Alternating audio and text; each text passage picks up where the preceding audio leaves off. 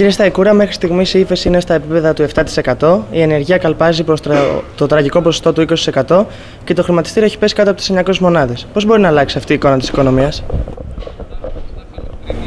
Με την επανεκκίνηση της οικονομίας. Σωστά αναφέρατε ότι μέχρι σήμερα η ύφεση ανέρχεται περίπου στο 7%. Το πιο ανησυχητικό στοιχείο είναι ότι αν λάβουμε υπόψη και το 2012 που όλες οι εκτιμήσεις συγκλίνουν ότι θα είναι άλλη μια χρονιά ύφεσης, ότι συνολικά θα έχουμε μια ύφεση τα τελευταία 4 χρόνια περίπου 15%. Αυτό έχει δυσμενείς επιπτώσεις και στην ελληνική οικονομία και στην ελληνική κοινωνία. Χρειάζεται συνεπώς και δημοσιονομική προσαρμογή, αλλά και μέτρα για την επανεκκίνηση της οικονομίας. Ο συνδυασμός αυτών μπορεί να επιτύχει το βέλτιστο αποτέλεσμα. Και εμείς από τη δική μας πλευρά έχουμε πει πώς μπορεί να γίνει αυτό. Με τα 7 βήματα της επανεκκίνησης, ώστε να δώσουμε όθηση στην οικονομία και να μην βαθύνει η ύφεση.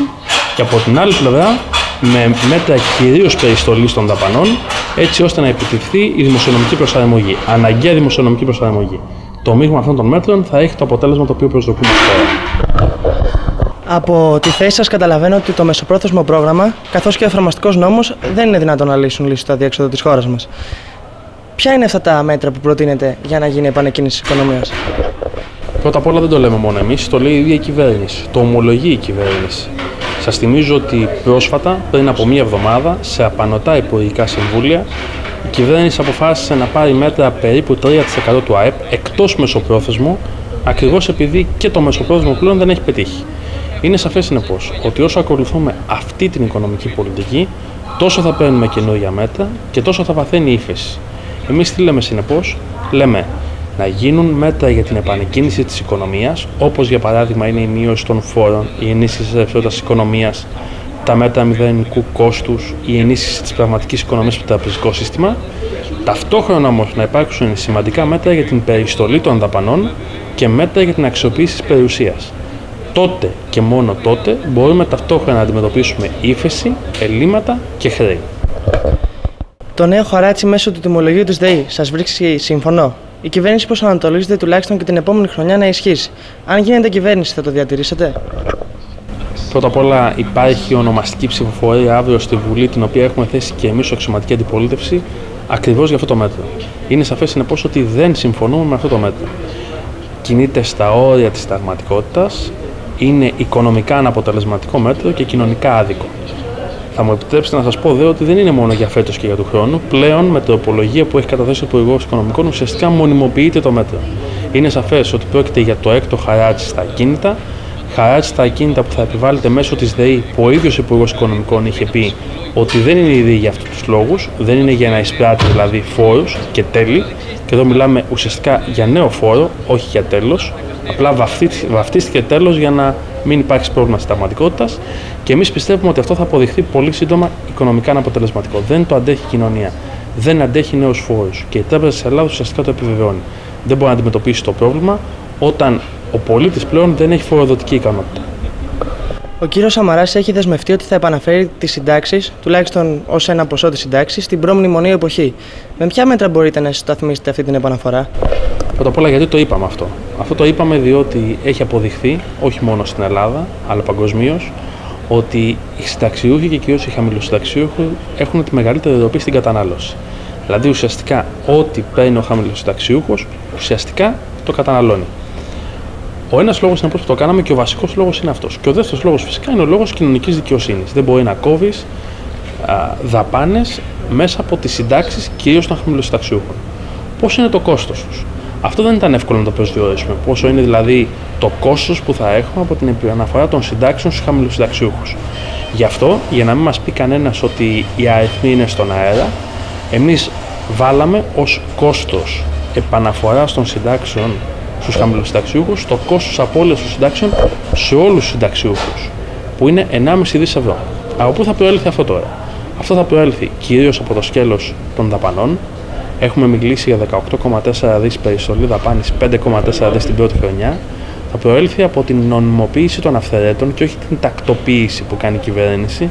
Εμείς μιλάμε μία και έξω νομιμοποίηση των αυθαιρέτων και προφανώς από την ανάκαμψη της οικονομίας, η οποία θα επέλθει από την επανεκκίνηση αυτής. Ακούσαμε πρόσφατα, και διορθώστε με αν έχω λάθος, ότι έχουν διαφορετικό ΦΠΑ τα νησιά του Αιγαίου από αυτά του Ιωνίου. Μήπως μπορείτε να μας αιτιολογήσετε γιατί συμβαίνει αυτή η διαφοροποίηση? Είναι πολλά τα παράλογα τα οποία υπάρχουν στην Ελλάδα, όχι μόνο στο σκέλος το φορολογικό, αλλά και στο σκέλος των δαπανών. Σε ό,τι αφορά, για παράδειγμα, τις κοινωνικές δαπάνες, είναι κάτι το οποίο θα πρέπει να αντιμετωπίσουμε συστηματικά και σοβαρά στα πλαίσια ενός σοβαρού φορολογικού νομοσχεδίου. Και αυτή η κυβέρνηση έχει φέρει ουσιαστικά 14 νομοσχέδια με φορολογικές ρυθμίσεις και όχι μόνο δεν έχουν αρθεί αντίστοιχες αδικίες, αλλά ουσιαστικά έχουμε μεγαλύτερο πρόβλημα φοροδιαφυγής. Θεωρείτε ότι η είσοδός μας στο μνημόνιο ήταν προαποφασισμένη? Και ποια η άποψή σας για τις αποκαλύψεις στο μέλλον της Ελληνικής Στατιστικής Υπηρεσίας? Θα προχωρήσετε στη σύσταση της Προανακριτικής Επιτροπής? Πρώτα απ' όλα, για εξεταστική επιτροπή έχει τοποθετηθεί ο πρόεδρος της Νέας Δημοκρατίας από τη Διεθνή Έκθεση Θεσσαλονίκης. Σε ό,τι αφορά τις καταγγελίες της Ελληνικής Στατιστικής Αρχής, εμείς μένουμε σε αυτά που είναι ήδη γνωστά. Και ποια είναι ήδη γνωστά? Ότι ουσιαστικά η κυβέρνηση με την τροπολογία την οποία κατέθεσε καθαρεί όλα τα μέλη του Διοικητικού Συμβουλίου πριν του Προέδρου. Και το τρίτο στοιχείο είναι ότι ένα σκέλος, ένα κομμάτι της διόγκωσης του ελλείμματος του 2009, πέρα από τις πολιτικές ευθύνες που έχει και το ΠΑΣΟΚ, αφού κυβέρνησε το 1/3 του χρόνου, ένα κομμάτι όμως αυτής της διόγκωσης οφείλεται στην ενσωμάτωση των ΔΕΚΟ στα ελλείμματα και τα χρέη. Κάτι το οποίο, όπως έχει αποδειχθεί και όπως διατυπώνουν και ο κ. Χριστοδουλάκης και ο κ. Στουρνάρας και η επιτροπή που δημιούργησε το ΠΑΣΟΚ για την αξιολόγηση των δημοσιονομικών στοιχείων του 2009, δεν γίνεται παρά μόνο σε λίγες ευρωπαϊκές χώρες. Αυτά τα τρία στοιχεία συγκλίνουν στη διαπίστωση ότι η κυβέρνηση φούσκωσε το έλλειμμα του 2009 ώστε να δείξει μια πολύ μεγάλη δημοσιονομική εκτροπή, με ό,τι σημαίνει αυτό για την ένταξη της χώρας μας στο μηχανισμό στήριξης και φυσικά στο μνημόνιο. Από εκεί και πέρα δεν θα ήθελα να μπω σε θεωρίες συνωμοσίας. Έχουν κάποια γεγονότα και κάποιες δηλώσεις όπως αυτές του ΣΚΑΝ πρέπει να αξιολογηθούν και να συνεκτιμηθούν. Έχουν δοθεί εμπράγματες εγγυήσεις για τη σύναψη συμφωνίας της 21ης Ιουλίου? Και αν έχουν δοθεί, η Νέα Δημοκρατία είναι σε θέση να αποκαλύψει ποιες είναι αν έρθει στην κυβέρνηση? Από ό,τι φαίνεται μέχρι τώρα και από τη διαβεβαίωση της κυβέρνησης δεν έχουν δοθεί και δεν πρόκειται να δοθεί. Εμείς σε κάθε περίπτωση είμαστε αντίθετοι σε οποιαδήποτε μορφή εγγύησης. Και είμαστε αντίθετοι, το διατυπώσαμε από την πρώτη στιγμή και δικαιωθήκαμε μεταγενέστερα με την ατυχή διμερή συμφωνία Ελλάδος και Φιλανδίας που έκανε ο Υπουργός Οικονομικών, διότι ουσιαστικά αυτή ανοίγει το κουτί της Πανδώρας ώστε και άλλες χώρες που δεν ήθελαν απαιτήσεις εγγυήσεις τέτοιες, αλλά θέλουν ίση μεταχείριση, να ζητήσουν το ίδιο με κόστος για το πρόγραμμα στήριξης της ελληνικής οικονομίας.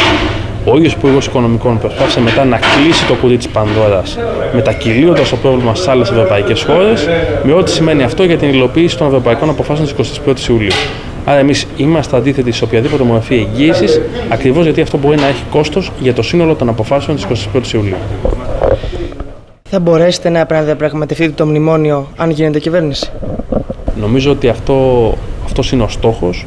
Είναι δύσκολος στόχος, αλλά είναι ρεαλιστικός και υλοποιήσιμος. Αυτός μπορεί να εδράζεται ο στόχος στην αξιολόγηση της πορείας του μνημονίου, υλοποίηση του μνημονίου μέχρι σήμερα, που δικαιωνόμαστε δυστυχώς στην κριτική που έχουμε ασκήσει. Μπορεί να εδράζεται στη ρεαλιστικότητα των προτάσεών μας που πλέον δικαιώνονται, όπως είναι τα 50 δις για την αξιοποίηση περιουσίας του δημοσίου ή η εμπεριστοβαρής χρηματοδότηση των κοινοτικών κονδυλίων του ΕΣΠΑ με την ελληνική συμμετοχή να μετατίθεται για το μέλλον.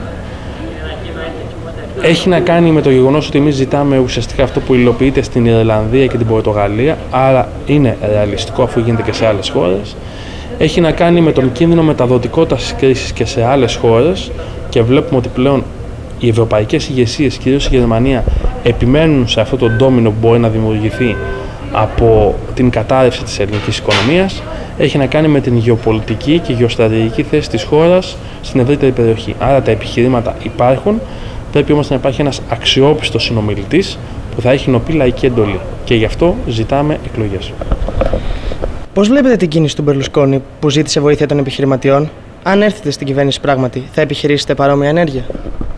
Καταρχήν, εμείς κάνουμε ό,τι είναι δυνατόν, ως κυβέρνηση εννοώ, ώστε να διώξουμε επιχειρηματίες από τη χώρα.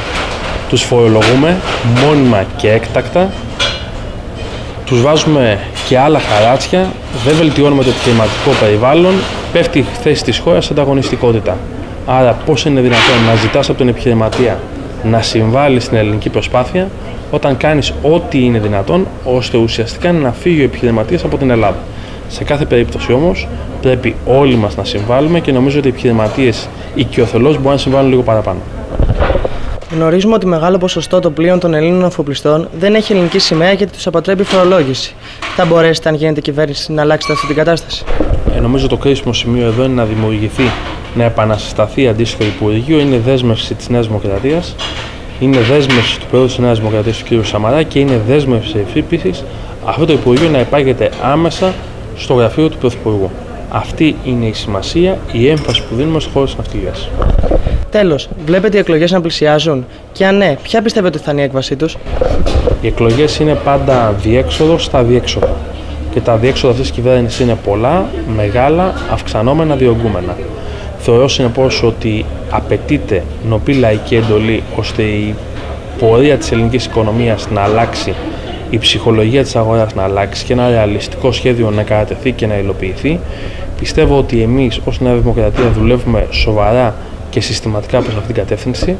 Καταθέτουμε ρεαλιστικές προτάσεις, τις εμπλουτίζουμε αυτές τις προτάσεις και εκτιμώ ότι ήδη ο κόσμος αρχίζει, αν κρίνω από τις δημοσκοπήσεις, να αγκαλιάζει αυτές τις προτάσεις και τα πρόσωπα που θα τις υλοποιήσουν.